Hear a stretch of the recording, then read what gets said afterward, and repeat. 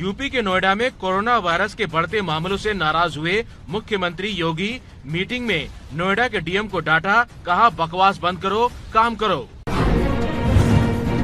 UP की योगी सरकार ने 27 लाख मजदूरों के खाते में ट्रांसफर किए 611 करोड़ रुपए। पलायन कर रहे लोगों से सीएम योगी ने रुकने की अपील की। यूपी के सीएम योगी ने दिल्ली और कई राज्यों के मुख्यमंत्रियों को चिट्ठी लिखी, कहा आपके लोगों का यूपी में ख्याल रखा जाएगा। उत्तर प्रदेश के बरेली में पलायन कर रहे मजदूरों को सड़क पर बैठाकर प्रशासन की टीम ने जहरीला केमिकल बरसा दिया। प्रशासन पर उठे सवाल, माफी मांगी। बरेली में गरीबों को केमिकल से नहलाने की घटना पर प्रियंका गांधी ने कहा, कोरोना रोकने के लिए यूपी सरकार के साथ हैं, लेकिन गरीबों के साथ ऐसा अमानवीय काम ना किया जाए। मोदी सरकार ने कहा, लॉकडाउन आगे बढ़ाने का कोई प्लान नहीं है। मजदूरों में फैली है 3 महीने के लॉकडाउन की अफवाह। दिल्ली की केजरीवाल सरकार का ऐलान, नर्सरी से 8वीं क्लास तक के बच्चों को सीधे अगली क्लास में प्रमोट किया जाएगा। पश्चिम बंगाल की सीएम ममता बनर्जी ने कोरोना से लड़ रहे डॉक्टरों और कर्मचारियों का बीमा 5 लाख से बढ़ाकर 10 लाख किया।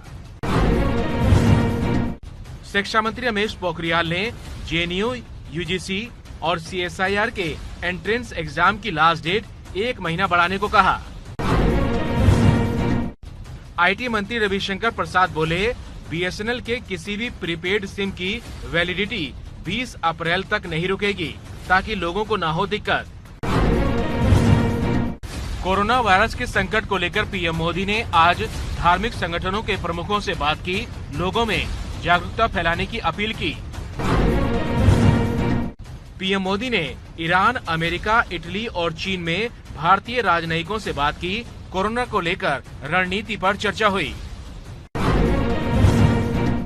मध्य प्रदेश की शिवराज सरकार कोरोना की वजह से 5000 कैदियों को पैरोल पर छोड़ेगी। बीजेपी अध्यक्ष जेपी नड्डा बोले, हमारी पार्टी का हर कार्यकर्ता कम से कम 100 रुपए का दान कोरोना से लड़ने के लिए देगा। योग गुरु रामदेव ने कहा, कोरोना से लड़ने के लिए पीएम मोदी को 25 करोड़ का फंड देंगे। पतंजलि के कर्मचारी भी 1 दिन की सैलरी देंगे।